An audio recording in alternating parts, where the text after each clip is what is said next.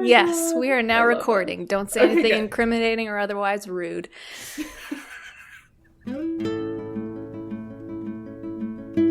Welcome to the Tea Grannies. I'm Elise. And I'm Maria. Today we're here to talk about prepping and polishing your manuscript. So pour yourself a cup of tea and let's get started.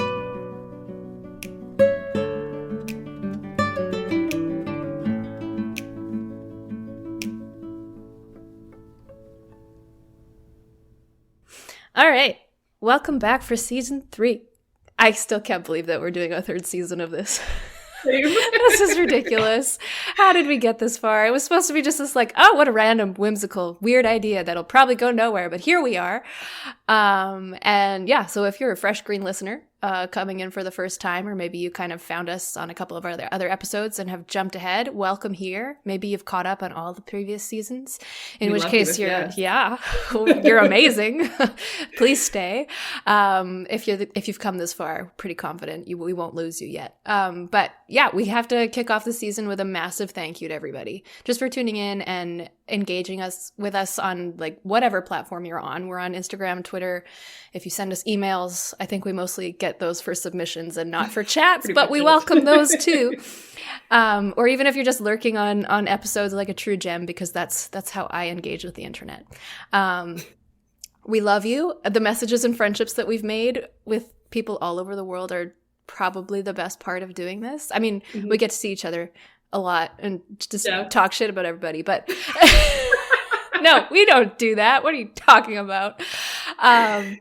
But no, the relational aspect of this and how we get to talk to everybody and just talk about writing and editing and the things that we love is the best, and we couldn't do it without your support. And this is getting really cheesy, so thank you so much. And now I'll stop talking because Maria needs to save me from being sappy. Let's get this show on the road.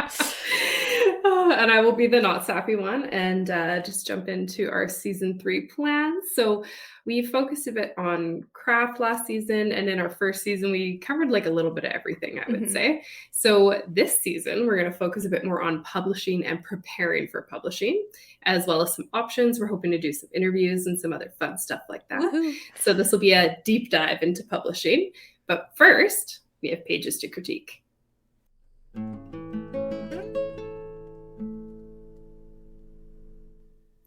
Spring 1806, just outside of Fort Edmonton. For the 3rd time in the last hour, the wagon lurched to a halt.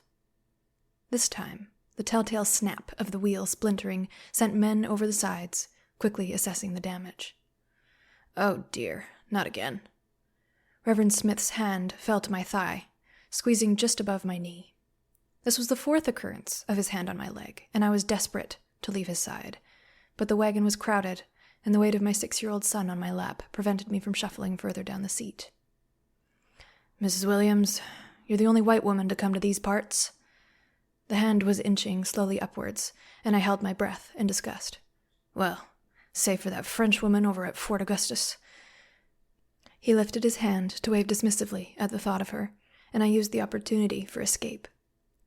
I stood abruptly, catching the eye of my father seated across from me, who had been asleep for the past several miles. Wheels broke, one of the men reported from the ground. Looks like we need to walk the rest of the way. Better leave now if we're to make before nightfall. What about our tools? I asked, turning back to the Reverend. He was the only one who had spoken to me on this leg of the trip. We need our tools to work. The Reverend shrugged, following my father down onto the sodden path.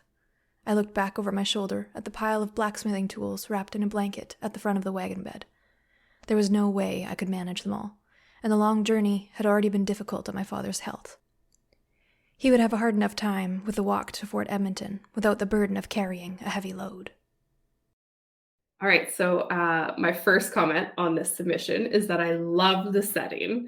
Lisa and I were talking about how we don't get a lot of novels set in Canada, and so I'm here for this, especially when it's historical. I think that's super fun, something I love.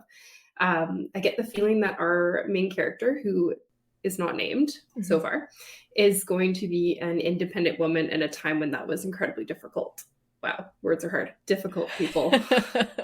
Difficult is difficult. I would like a little more of her character and a little less of what's happening around them in this first section, because I don't quite feel like I'm in her head. I do think that the wagon wheel should still break on the first page, and I think the Reverend being creepy should definitely stay on the first page because it sets a good tone. I just want more of the main character. Like, I want to know more about her, like what's her name, what's her son's name. He's mentioned so briefly. Is she widowed? Is she super nervous? Is she like kind of smart but suspicious? Yeah, and there's a few tidy up edits, but there really wasn't that much for me to touch on. Let's have a quick cruise through my notes. I had a little bit of confusion with when the wheel splintered. It sounded like the men went off the sides with the momentum, but then when I read it through the second time, it sounded like they were jumping out to look at the damage. So I think a little rephrasing there would help with the clarification. And let's see. Yeah, there was a little bit of a moment there when her son was on her lap. He kind of just isn't there anymore. Oh, yeah. So yeah, that I didn't really notice it in the first read through, but the second read through, I was like, oh yeah, maybe we could tidy that up. But otherwise, like, I really enjoyed this. I think it's got a ton of potential. I would keep reading. Yes. That way. Yeah, 2 points for that. I am loving this as well. But it was interesting to me. I have almost an opposite reaction from Maria of what I want. So this is a really good example of, this is a subjective business and different readers are going to want different things out of the story. So you get to take feedback and just think about it critically and decide what fits for you and what doesn't, and take what's helpful, leave the rest. This is what I try to reiterate and just drill into my clients that, like, yes, I'm an editor. Yes, I do this professionally. Yes, I should know what I'm talking about. Generally, we should hope. But if at any point you disagree with something and you have an argument to back it up and you think that your way is the right way, like, this is your manuscript, this is what you do, this is what you know, and you can stand by that. So don't be shy about that at all. So I didn't really have many changes I wanted to make to this. Like, aside from wanting to know the main character's first name, I thought that maybe would help us feel like we knew her a little bit better right off the bat. I was very satisfied with the details that we learn. We learn this woman is traveling with her son and her ailing father. Either she's widowed or her husband left her or he is otherwise unable to be there, which is unusual for the time. So we know that's going to be a point of some contention or conflict, or we're going to learn about that eventually. We also learn about this reverend who's using his position to abuse and take advantage of the people around him. Maybe just women, but most likely other people too. So I think he's going to be very easy to hate very quickly. I already don't like him. Yeah, I hate him too.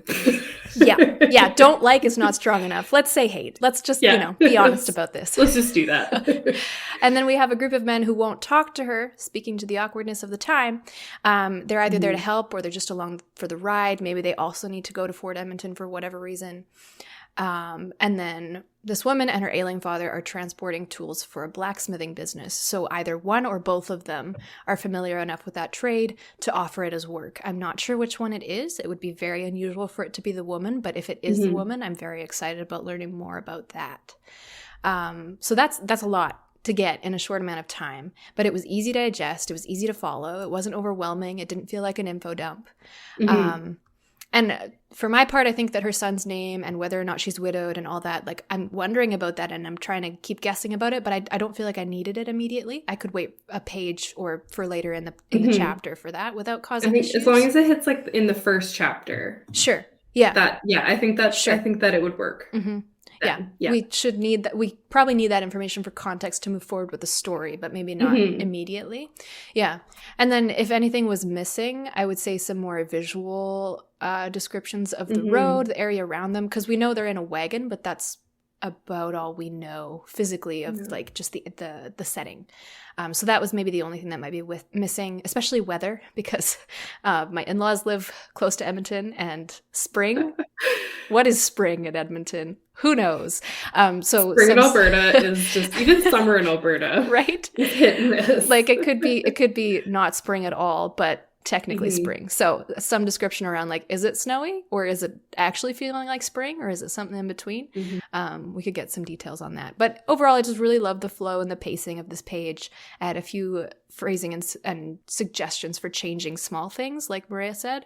But I feel like this is a really good setup for something potentially historical fiction. That's what I'm guessing that we're diving into here.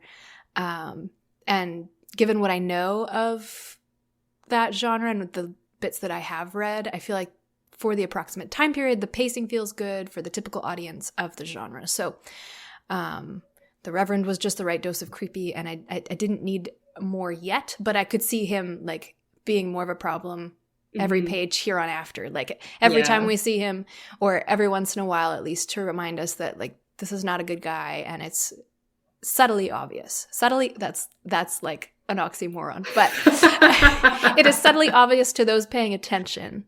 To the women, let's say. To the women, it's obvious. Yeah, to anyone else, well. So that beat of tension for me, it promises future conflict. It's promised me something is going to go down, and that makes me sufficiently anxious and sufficiently interested to keep reading. Yeah, nice strong first page for us to kick off season 3 with. Thank you very much, dear writer. Prologue. Landrum, South Carolina, spring 2008. Heavy curtains hushed the gasp from Detective Williams' lips when he saw him. At the foot of a snaking staircase, below flowery wallpaper and cherry-stained wainscoting, Richard Pruitt lay sprawled, an axe in his skull. Still as a porcelain doll, the girl's head barely cleared the banister. Her nightgown dragged on the floor, leaving bloody streaks on the hardwood.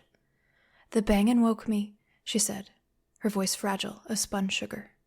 She was May Pruitt, according to dispatch, the victim's daughter. Uniformed officers buzzed around the scene, their careless steps peppering dirt around their already soiled home. "Out!" Detective Williams commanded. May jumped, and he regretted his sharp tone. Uniforms scuttled to the front door like a trail of ants.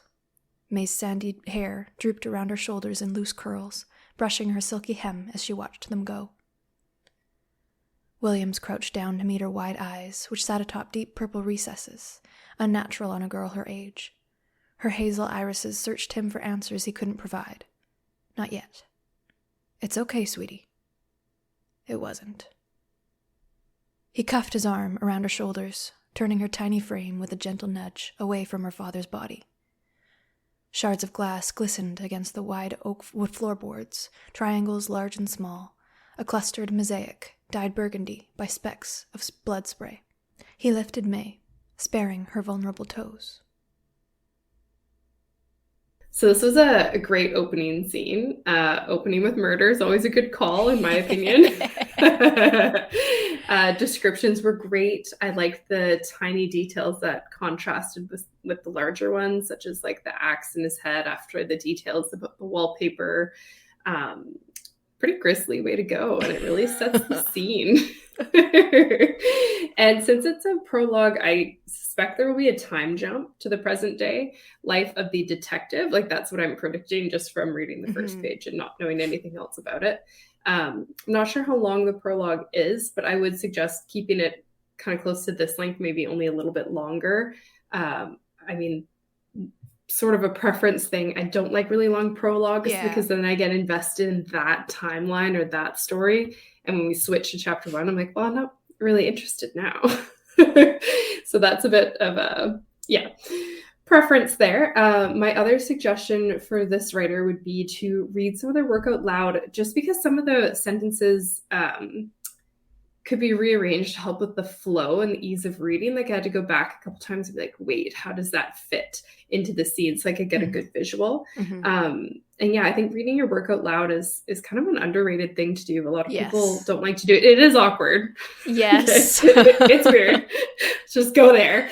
But it does help you catch those kind of tongue twister things that, you know, sometimes when you're reading and your brain jumps ahead, maybe not everybody does this, but it's tough in a sentence where it's the flow is off. I'm like, wait, I go back and have to read the beginning of the sentence again.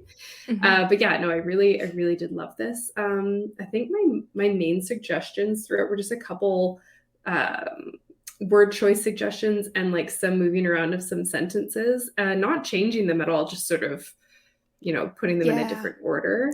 But aside from that, I thought this was great. I love a good murder mystery. You and me both. We are twisted people. I think they know this already. Yeah. No, look at our search history, okay? It's bad. Yeah. And hopefully hearing me read some of these out loud will help people see the power of that. One of the things that I've learned from this, from hearing other people read it, work out loud, and just audiobook narration studies and all of that, is if the person reading is tripping over a sentence, that's usually a good indicator that it needs to be rewritten, just reformulated somehow to make it flow better. So if you read over your own work and you have a hard time getting it out, that's a good indicator. Like, it's usually pretty spot on. So as for my comments, I forgot this was a prologue as soon as I started reading. I was just like swept into the scene immediately, which I think in order for me to keep an interest in a prologue, that's exactly what needs to happen. So I loved the opening lines. I loved them so much. And I just had such a vivid visual immediately and an understanding of, okay, I know who the character is. I know what his job is. I know what he's looking at. I know where he is. It was great.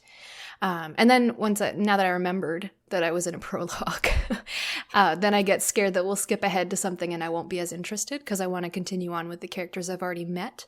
But if, like you said, we do jump ahead to either the detective's life or the little girl's life later on, I would also be kept on board with either of those perspectives in the first chapter. So yeah, there's so much goodness here. So much promise for such a cool story. The descriptions, again, are just heartbreakingly beautiful. Like, throughout the whole thing, I could just pick a phrase and read it over and over and be happy. And then my heart just squeezes for this little girl, like, is broken. It's shattered into a bunch of pieces. What a horrible way to find your parent. Holy crap. And I think the way that she's described as timid and all these different things says a lot about the shock and the toll this has on her. It's maybe not an expected way, like, why is she so quote unquote calm? Someone might critique it that way, but for me it was more like she's discovered something that her brain cannot comprehend, so she's reacting in the only way that she can, and I felt like it was done really well. And then the detective's behavior also worked so well for me, like the contrast of him being so careful and tender with her, and then just like barking at his coworkers and being like, get out, stop making a mess, leave me alone to do my actual job. So his harshness contrasting with his gentleness was really, really good.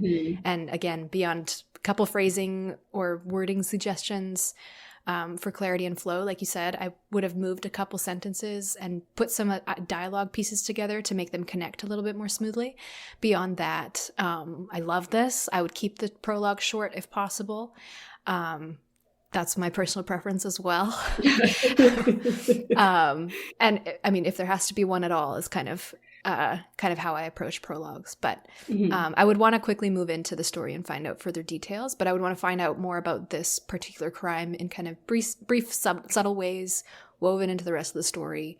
No big info dumps of explaining how the trial went and all this stuff. Like, we can find that out little by little throughout, I think, if that's the way this is going to go. And yeah, that said, when I got to the end of this page, if there was more, I wouldn't be able to stop. So you've kept me intrigued as a reader, and that is a job well done.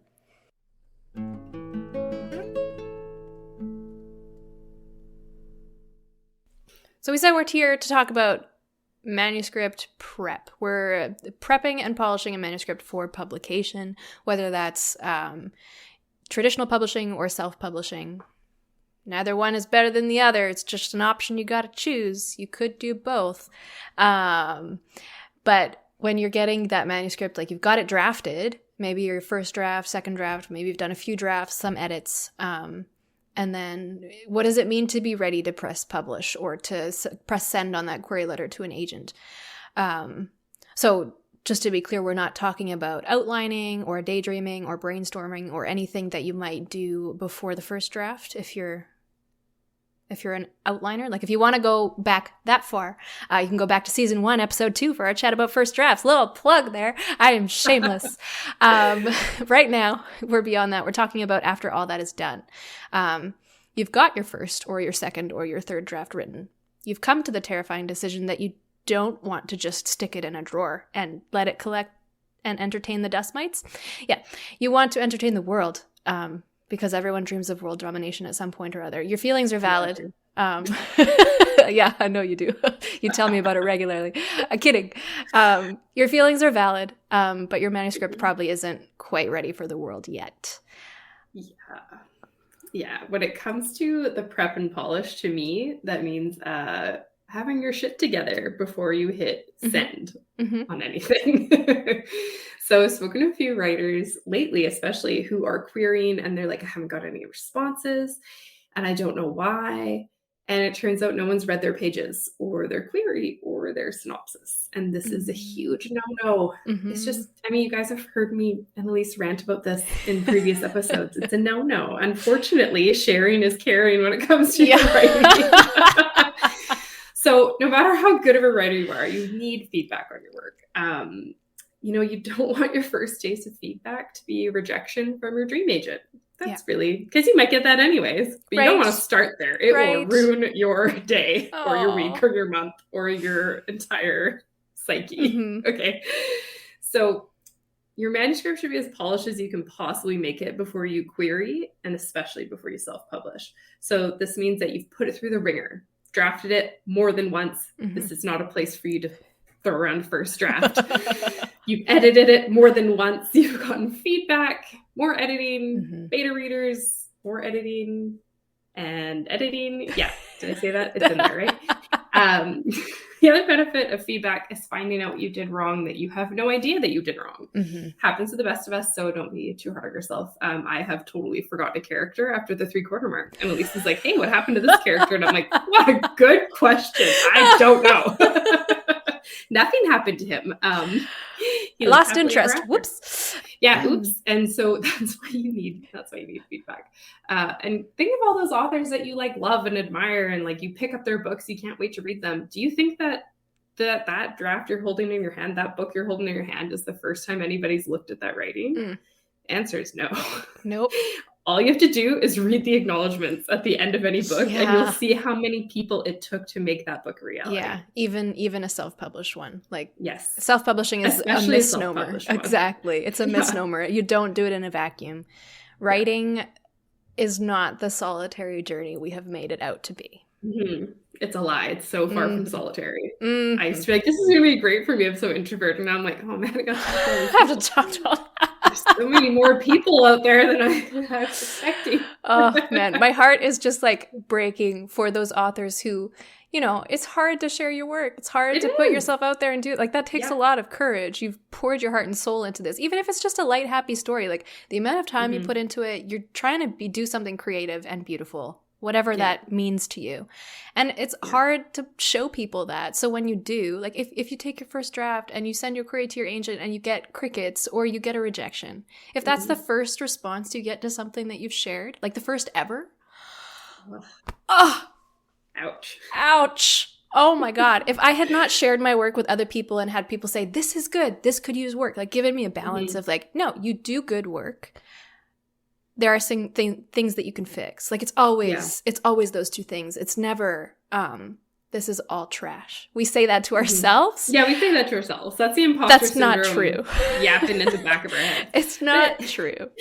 It's kind of like with sports or music or anything that you did as a kid or as an adult. You don't just roll up to piano recital and start whipping out pieces without practice and lessons and test audiences. Having flashbacks here. Yeah. For I've been horseback riding, for those who are new to listening, for 24 years. And I still have lessons 4 days a week. Yeah. Yeah. And guess what? I still go to horse shows and shit the bed in the room. Oh my goodness. Yep. Resonate with that. Yeah, that's life. We're not perfect. I've been playing piano for over a decade. That makes me sound really old. It's just 10 years, okay? 24 years riding. I'm the one that sounds like you're winning. You're winning. Lady. I took less. I started when I was 12. So most kids start when they're 6, right? And then they're little geniuses when they're a teenager. And it always made me really insecure. But I started when I was 12. I still play piano. I play publicly on occasion. And I still, like, unless I'm playing with other people, I get the shakes. I feel like I'm going to puke. It's horrible. I don't like performing by myself. I will not do it. But I used to do it for recitals and stuff. And you don't get away with that with just like first draft and done, unless you're a piano genius. But those are the exceptions, not the rule. We are all Just remember, you're most likely the rule. And that's not a dig. That's just life. That's life. We're the rule too. Like, when I look back at the stuff I submitted to get into the writer's studio, I'm like, who was that person and who wrote this? Because I was looking at mine the other day too. Oh my word. It's pretty horrifying. I want to burn that piece. I was like, how did Eileen choose me off of this? What? I definitely got rid of some of those earlier drafts. We always tell people not to do that so you can compare, but I was like, you know what? I have compared. I've looked at compared. Needs to see this, and I've decided no one needs to see that. Yeah. It's been deleted. Anyway. Today is a day of tangents. Yes. Okay, now that we've sufficiently bled our hearts for everyone. Whether you're an outliner or a pantser or something in between, the point is that once you have that messy first, second, or third draft, no one else has seen it. It's not time to press send on anything unless it's to your writing group or your beta reader or someone who's going to give you feedback. And I wanted to say too, like, it always sounds like, oh, I need to find a writing group. And that sounds so daunting. And like, how do you find one? And will they let me in? And how many pages do they actually have time to do for free? Like all these things. If that's just too much to ask, you can find a writing partner, a critique partner. That's essentially what Maria and I do for each other. Like we're always in each other's manuscripts all the time, whether it's brainstorming or editing on the other end.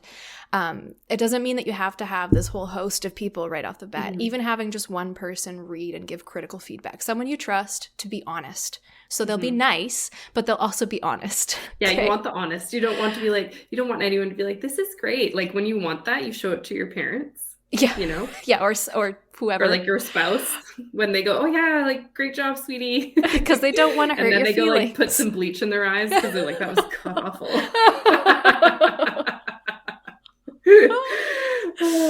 So mean today. Oh man, we just got to get that energy out there somehow. Someone who's kind, but also gonna like call you out on things that, hey, this doesn't make sense. Maybe consider, here's some ideas. Even that goes such a long way in tightening something up and making it more of a joy to read for anyone else just coming in. So I've got some steps for you. I've got a checklist. Are you surprised? You better not be. This is just how we work. So before you hit send on that query letter, before you press publish on Kindle Direct, stop, drop, and take a deep breath and just lie on the floor like that. Yep, for a second. Just like that. Just flat. You're a corpse. Don't even think about it. So Maria's going to add things to this a little bit later, flesh it out. We're going to be okay. Yeah. If that was a meditation, let me know. I might have a new career path here. But step 1, did you let it breathe? Did you let your manuscript breathe? I know you took the time to lie on your back and breathe because I told you so, and I am an all-knowing being. But did you let the manuscript breathe? Because that's the next step. Like any good chef, this is going to be weird. Like any good chef, you've got to let your manuscript rest after you pull it off the heat. Like you've just been going, whether it's been a marathon or a sprint or whatever, to get that last bit done. You've been going hard. And there's steam coming out of your ears from how hard you've been working.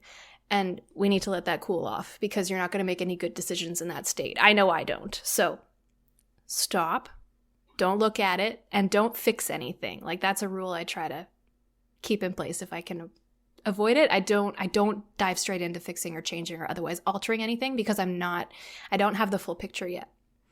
Okay. So take that step back. It's for your manuscript baby, your child. It's also for your mental health. Got to be good to ourselves. Step 2, do you have an outline?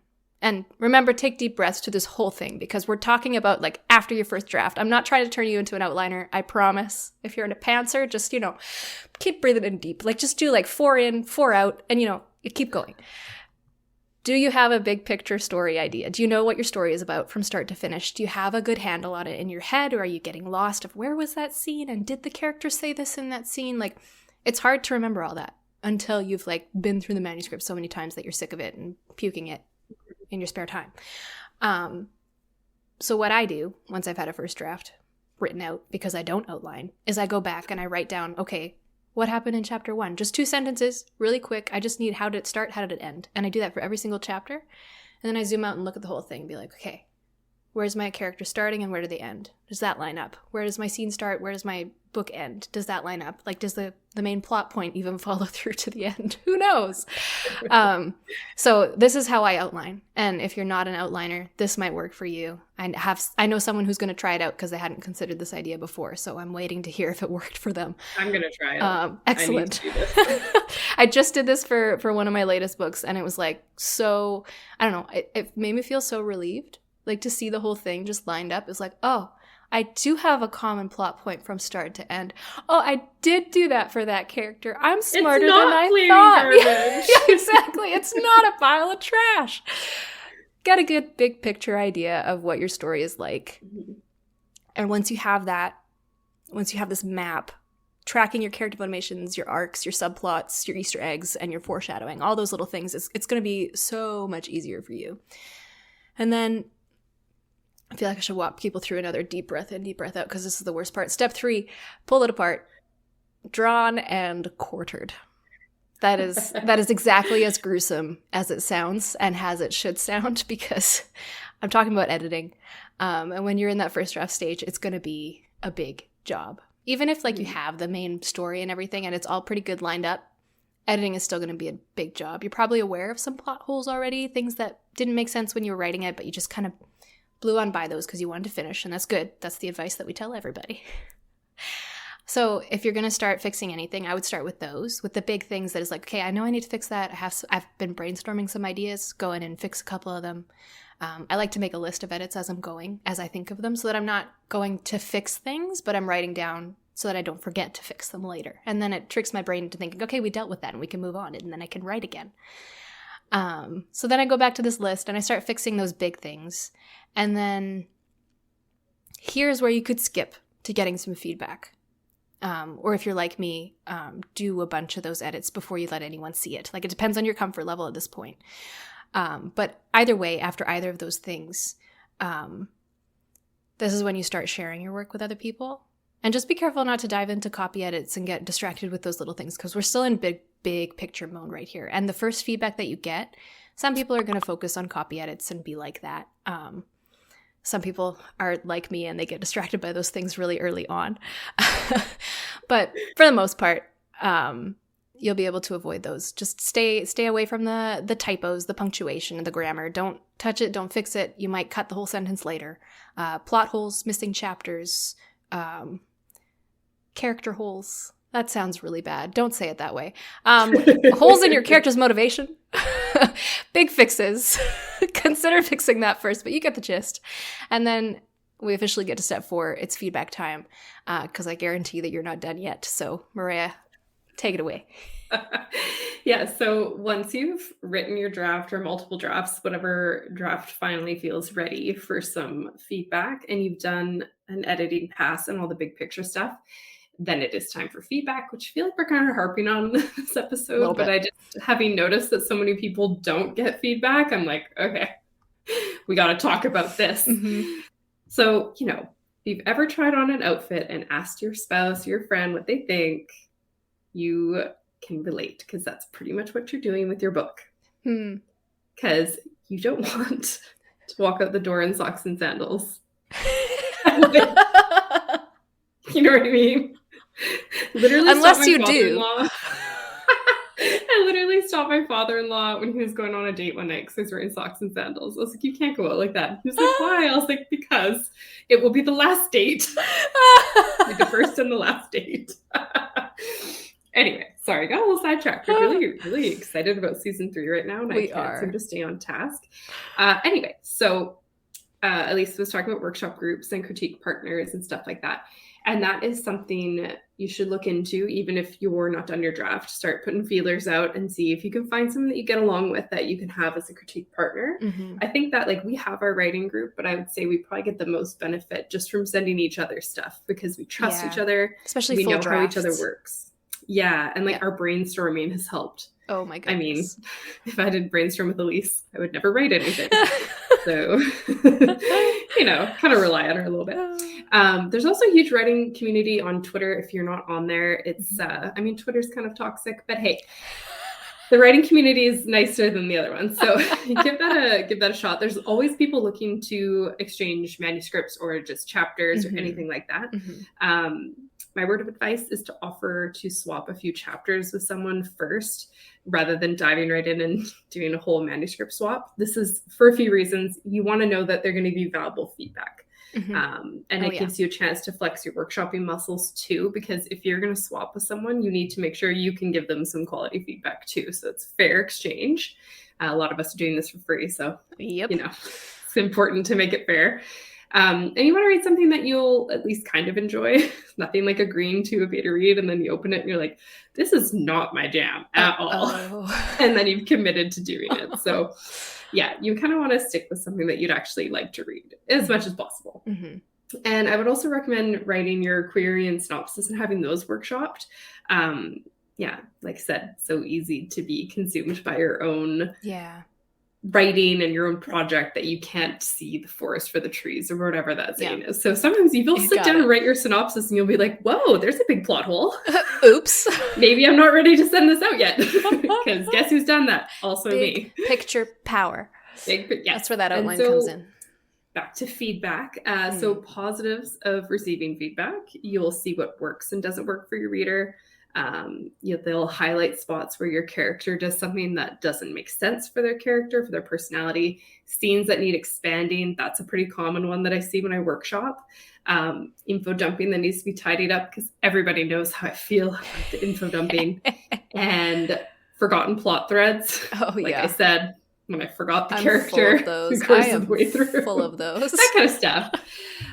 And then for your negatives, the kind of the downsides of it, not everyone's going to be your ideal reader. So you also don't have to take everyone's feedback, like Elise said earlier. So take what's useful, discard the rest type of thing. And it's impossible to make everyone happy. I'd say as a reformed people pleaser, are you reformed? I understand that this semi-reformed still struggle. I was going to say, if you are, teach me your ways. How did you get there? I'm learning. I learned how to say no. Oh, what? That was helpful. No was a good one. But anyway, even people who are not your ideal reader will still point things out that you may have missed. You know? So it's good. Yeah. You just need that feedback. The downside to sourcing feedback through Twitter, people that you don't personally know, is you'll get people who won't bother to do your pages, but you did theirs. That always sucks. You will. This one you won't expect, because you're like, I suck. At least this is me. You'll get someone who is maybe a bit jealous of your writing. This maybe doesn't happen a lot, but this does happen. Or someone who's very inexperienced at giving either feedback or at writing, and they don't really give you anything of note. I wish everybody was nice and helpful, but that's not the case. So keep in mind, this is hard work, but it shouldn't be an awful experience. Feedback should not be, it shouldn't be hell. Okay. No. I mean, editing is, but the feedback part shouldn't be that bad. If someone is making you feel like crap about your work, it's okay to discard their feedback and not use them again. Just be sure it's not you feeling emotionally defensive, because it is hard when someone's like, I don't get why character A would treat character B like this. And in your head, you're like, well, it's obviously because of the intense backstory I talked about in chapter 2. Like, the readers don't know your characters like you do. So when they say something isn't clear, take a step back and really consider it. Oh, that's so good. Such a good word. Yeah. Oh, man. It's a lot of work. It is a lot of work. Grief. Why do we do this? It's so much work. And that may be exactly what you're thinking right now. Like, do I really have to do all of that? Like, I can hear hit publish and people will be like, you're a genius, you win the Nobel Prize. Aren't I the exception to the rule? Come on. Yes. I can hear that. I hear that and I resonate with you, and your feelings are valid. Okay? They're my feelings too. But some days it just sucks, and it is a lot of work. It's not such a shiny new adventure after a certain point. I think that's the difference between maybe writing as a hobby and writing as this like deep thing that you just want to do so bad. If you're writing as a hobby, it might be easier to just do it for fun. And then you could decide, I just do this for fun, so I'm just going to do the fun parts. I like drafting, I'll do that. I like brainstorming and world building, but I don't love drafting, so I'll just do the first part and I won't do the rest because I'm not trying to, get this out into the big wide world for this big adventure. Maybe that's not your thing. So just do what's fun and don't worry about the rest. Go to town. But if it's something that you like, you want to take it somewhere, you want to share it with the world in a certain way. Maybe that's, you want to be heard, you want to develop a following, or whatever your publishing goals are. That all takes a lot of work. It's because it's about respecting the people that you're talking to. Like, no one owes you a read. No one owes you to like your work. There's no reason why they should listen to your unfiltered, unedited, unpolished thoughts. Like, they don't need to pay you to do that. They've got Twitter. When someone picks up a book or a story, they're asking for something. They want to be transported or transformed or just otherwise engaged, whether it's for escapism or something else. And I would just want to hammer this home. They don't owe us anything. No one owes me the decency of reading my work. Like, even if I put it on the internet. The market is so saturated in all shapes and forms because of our digital age that, like, no one owes me that time. There's too many things to read as it is. They have no reason to want to read me in particular because there's so much out there. So if I'm promising them something fun and exciting, I need to make sure I'm delivering on that 100% to the best of my abilities. I owe my readers that integrity and respect, that doing everything in my power to make the experience as satisfying as possible. And the only way to do that is to put in the work, all of the work, to the very last detail. Yeah. And I've seen a lot of writers on social media complain when their reviewers are honest about the poor editing in their book. And I've seen a few, and like, this is just bad taste, people. Like, they're complaining on social media to their followers who probably buy their books that they're so busy and they do this all themselves. And why can't the readers just be nicer? Like, because your readers paid for a product. They want the product to be as fault-free as possible. Like, do you say, oh, it's totally okay that the custom sign for my house has my name spelled wrong and it's fluorescent orange instead of black? Like, were busy. No. You paid money for a product. You'd like to get what you paid for, okay? And, it's people's hard-earned money, too. Like, no one owes you reading your work. No one owes you that buying your book, except for your parents better buy your book for yourself. That is their blood relative obligation. But the thing that drives me crazy about this is, why are you complaining about something that's in your power to fix? If I pick up a novel, self-published or traditionally published, it doesn't matter. If there are obvious spelling mistakes, I'm going to wonder what else they missed. If they can't do spell check, what else did they not do? I get annoyed if I see a sentence drop off, totally unfinished, in a published book. Pages and pages of info dumping. Everyone, again, knows how I feel about that. Yeah, you can't catch every error. Like Elise has said many times on our show, that you can only catch like 99% of 95. Your errors. 95. Okay, yeah. 95. That's what yeah, don't tell them we can do 99 because that's too much.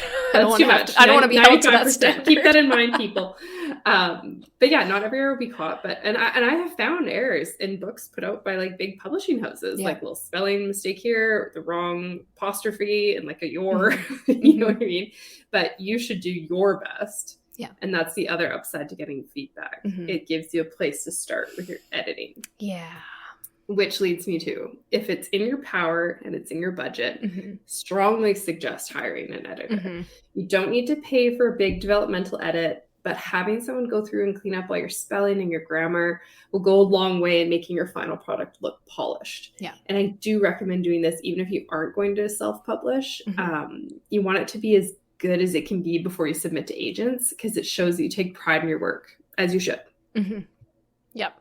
And that's another thing that it's kind of like finding a writing group. How do you find an editor? How do I do this? Do I just give it to my friend who says they know grammar and punctuation really well and hope for the best? Don't ever do that. That friend will be like, hit spell check, be like, hey, give me $200. I ran it through Grammarly. Because I don't have time to do that. There's a reason why we pay editors for the work that they do. And it's because like they have to read through every single line of your book, sometimes 2 or 3 times, maybe more. That's a lot of work. That's a lot of time. Just the sheer time it takes to sit there and stare at the words. But there's places you can go. And if you're strapped for cash, but you still want to, check it out to see what kind of budget you need, or to see if you can fit something in it, you can get some low budget stuff from places, which is, hard on the editors who are trying to charge a living wage. But, there's options out there. So where do I find an editor when I don't have an agent or a publisher, or I'm trying to self-publish? How do I know they're going to be good? Make sure you're going to a reputable source, or that the person that's referred to you is like, you trust the person who's doing the referral, and you can kind of see that, okay, this person that's been referred to me has kind of a rap sheet, or at least some kind of portfolio, website, something they can point to say like, I know what I'm doing, and I will make your product better than I found it when I got it, right? That's what you need. The Creative Academy, which we've talked about before, is a free online resource. It's a community of like-minded people. There's a lot of writers and a variety of people on there. There's some editors. That's a place you can go to check out. Reddit has some subreddits for writers and editors where they might have some resources for you. I am an editor, so if you know my name, you can look up my website and see what kind of stuff I do, see if we'd be a good fit. I do offer a free sample edit for the first chapter up to a certain number of words, just so that you can see like, what kind of feedback do I actually offer? Is this something that's going to work for me? Are you getting my story? Are you getting my writing, or are you correcting things that I think are just my style and I don't like it? So that's a free sample edit, no strings attached. A lot of editors will do that. Some won't. It's all depending on the contract that you're looking for. So yeah, that's a little plug for myself, but it'll give you an idea, even if you just want to check out my editing page, the services that I offer, and what kinds of options are out there for you. I follow a few different people on social media who I've gotten to know through the editing courses and workshops I've done, and I can throw their links into the description of this episode as well, just in case you want to check out and compare a few different people. There's some lovely people to work with out there.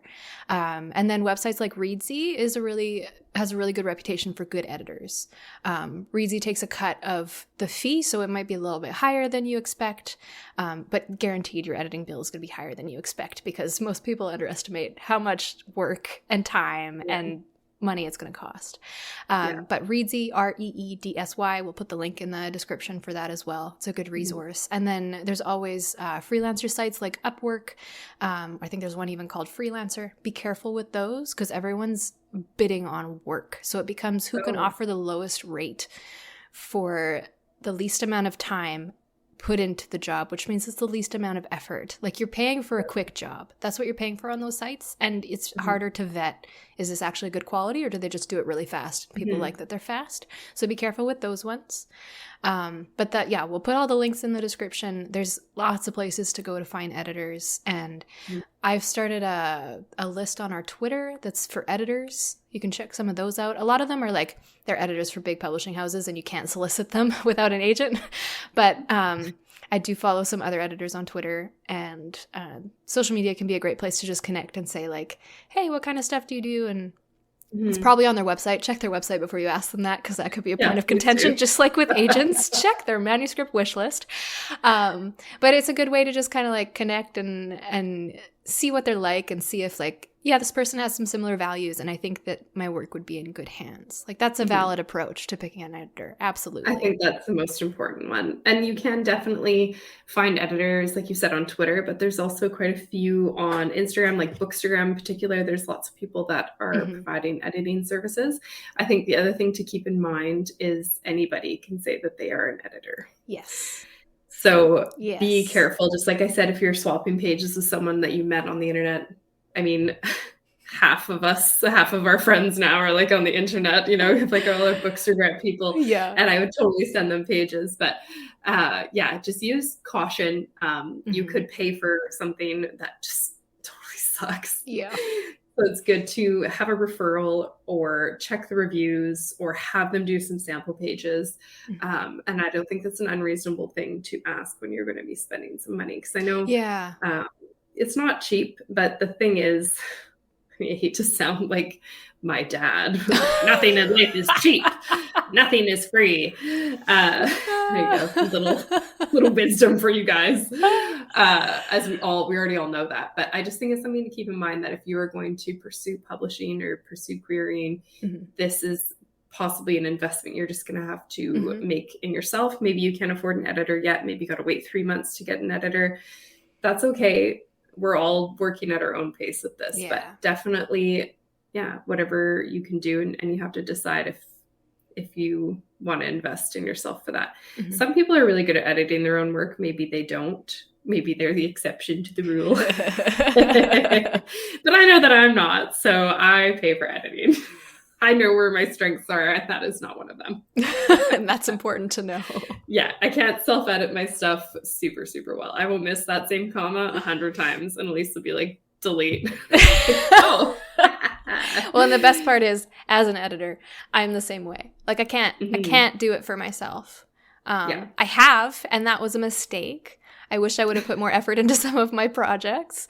But I just, whatever my excuse was, I didn't have the time, I didn't have the money. Often it's money because I know editing is expensive and I want to be able to pay someone a fair rate. I know what the rates are because I charge them. I've gone to school for this and they've told me this is how much you should charge. And I'm like, oh, I'm getting ripped off on this end because I charge way too low still. Yeah. So wanting to charge them a rate, it can be really hard. And maybe you're not in a place where you can do that. But even if you're just putting in like just the best work that you possibly can, just have that decency and dignity for yourself, leave that dignity with other readers, and do what you can to the best of your abilities, and it's gonna be okay.